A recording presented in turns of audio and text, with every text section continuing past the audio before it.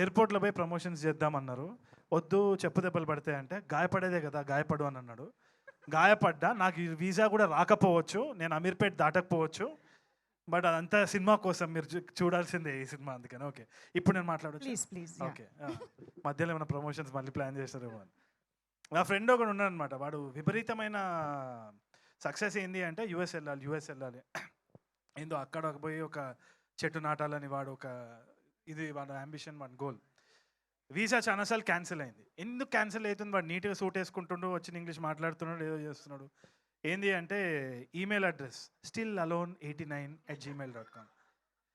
అట్లా ఎన్ని నవ్వుకునే విషయాలు ఉంటాయంటే ఒక యూఎస్ వీసాలో చెప్పుకోలేం. కొన్ని చెప్పాల్సి వస్తుంది. అక్కడ పోయి ఏదో చేస్తుంటాము, ఇక్కడ వచ్చి పోజ్ కొడుతూ ఉంటాం, 2 రోజులు యాక్సెంట్ వస్తూ ఉంటుంది. సో దీని గురించి ఒక ప్రపంచమే ఉంది. ప్రపంచం గురించి ఒక సబ్జెక్ట్ మ్యాటర్ తోటి కశ్యప్ వచ్చినప్పుడు ఫస్ట్ నేను చెయ్యొద్దు, అయిపోయింది, మూసేద్దాం అని అనుకున్న టైంలో కథ చెప్పేసిండు. కథ చెప్పిన తర్వాత ఇష్టం వచ్చినట్టు నవ్వేసినారు. I think the same goes for all technicians. ఇక్కడ అందరు కూడా ఆ ఐడియాకి, ఆ యునిక్నెస్, ఆ యునిక్ ట్రీట్మెంట్ ఏదైతే ఉందో దానికి ఫిదా అయిపోయినాం. నాకు తెలిసి మీరు కూడా అవుతారనే నమ్మకం నాకున్నది. Because one of the strongest voices in Telugu cinema అని అనిపిస్తుంది నాకు Kashyap, with a very unique sense of humour.